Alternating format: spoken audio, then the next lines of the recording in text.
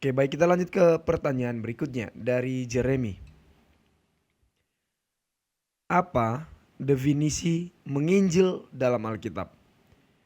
Cukup mengenalkan orang kepada Kristus atau sampai dia menerima Yesus sebagai juru selamat, atau harus sampai dibaptis? Dipersilakan, pendeta. Terima kasih untuk pertanyaannya. Apa itu Injil? Injil adalah terjemahan dalam bahasa Indonesia dari kata aslinya dalam bahasa Yunani, Evangelion.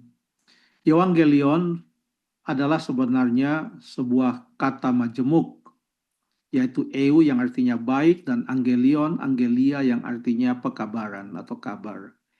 Jadi Evangelion artinya adalah kabar baik. Dan diterjemahkan di dalam Alkitab bahasa Indonesia sebagai Injil, kabar baik. Jadi Injil adalah kabar baik.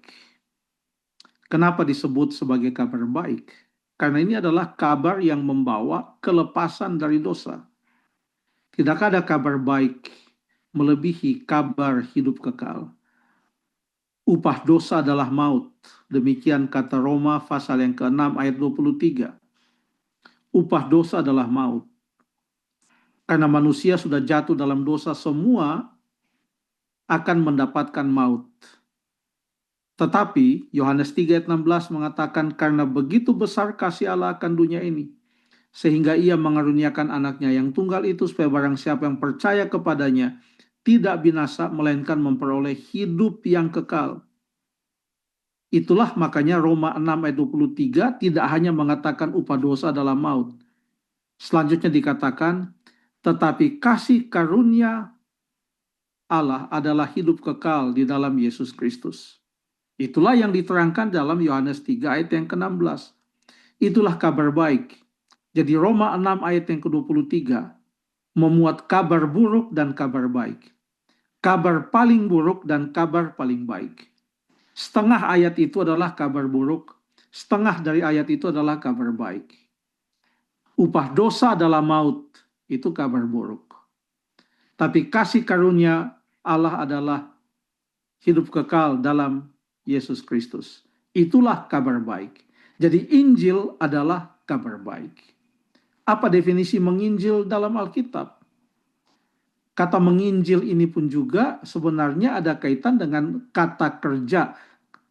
Menginjil ini ada kaitan dengan kata bendanya. Kalau kata bendanya adalah evangelion, yaitu kabar baik, maka kata kerjanya mengabarkan kabar baik itu evangelizo. Jadi bayangkan kalau dikatakan evangelizo, evangelion. Jadi double dia. Evangelizo kata kerja itu sendiri kalau mau diterjemahkan secara harafiah artinya menyampaikan kabar baik. Dalam kata kerja itu aja sudah ada kata kabar baik. Jadi kalau mau dipadukan, mengabarkan Injil, evangelizo, evangelion, mengabarkan kabar baik, kabar baik. Jadi intinya adalah kabar baik. Tetapi kita perlu juga mengingat bahwa di dalam Alkitab ada berbagai macam jenis tanah. Tuhan Yesus memberikan perumpamaan dalam Matius pasal yang ke-13. Benih yang ditaburkan itu adalah firman Tuhan. Coba kita melihat Matius pasal yang ke-13. Ayat yang ke-3 mengatakan, dan ia mengucapkan banyak hal dalam perumpamaan kepada mereka, katanya, ada seorang penabur keluar untuk menabur. Pada waktu ia menabur, sebagian benih itu jatuh di pinggir jalan. Lalu kemudian ayat 5, sebagian jatuh di tanah yang berbatu. Ayat yang ke-7, sebagian lagi jatuh di semak duri. Ayat 8, sebagian jatuh di tanah yang baik. Ini menggambarkan 4 jenis pendengar kabar baik. Makanya dikatakan di dalam ayat 18, boleh Jeffrey bacakan ayat 18 Ayat dan ke 19. ayat ke-18. Karena itu, dengarlah arti perumpamaan penabur itu. Kepada setiap orang yang mendengar firman tentang kerajaan sorga, tetapi tidak mengertinya, datanglah si jahat dan merampas yang ditabur dalam hati orang itu. Itulah benih yang ditabur di pinggir jalan. Terima kasih. Jadi itu adalah firman Tuhan, kabar baik, kabar keselamatan.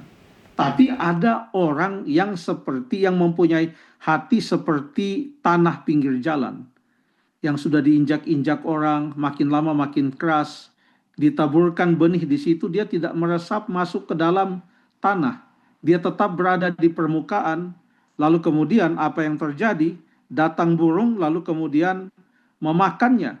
Hanya sebentar saja dia ada di sana, hilang. Orang itu tidak mengerti apa yang ia terima.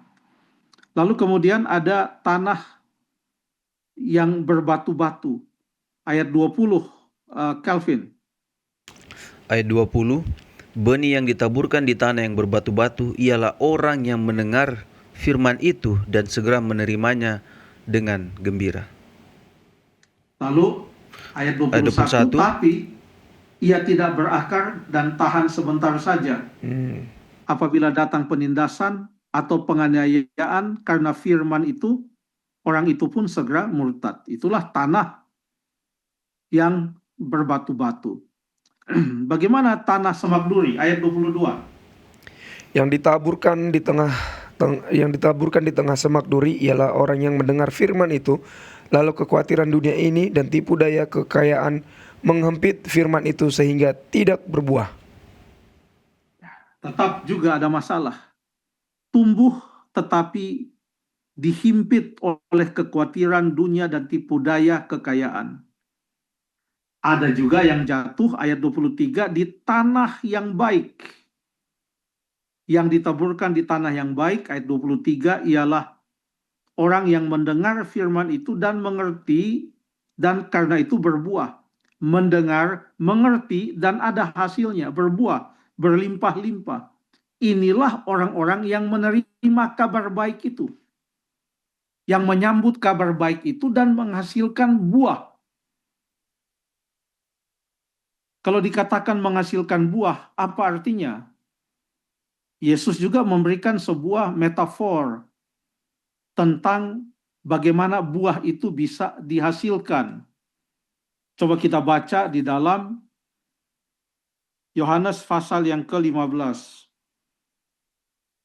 Ayat yang ke-5. 15 ayat yang ke-5 mengatakan, Akulah pokok anggur dan kamulah ranting-rantingnya. Barang siapa tinggal di dalam aku dan aku di dalam dia, ia berbuah banyak. Sebab di luar aku, kamu tidak dapat berbuat apa-apa.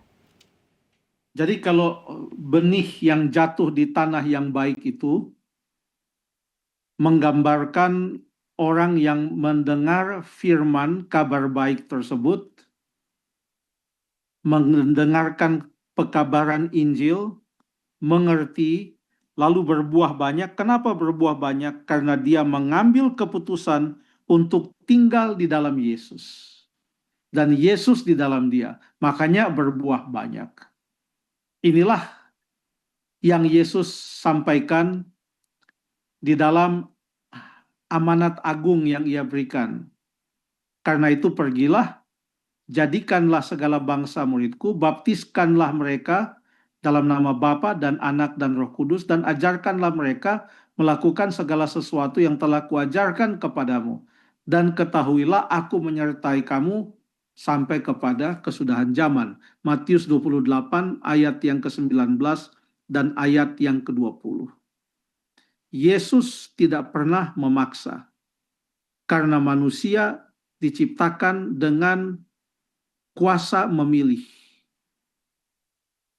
Hawa memilih untuk memakan buah pohon yang dilarang itu. Adam memilih untuk mengikuti jejak istrinya. Begitu banyak orang memilih untuk tidak masuk ke dalam Bahtera.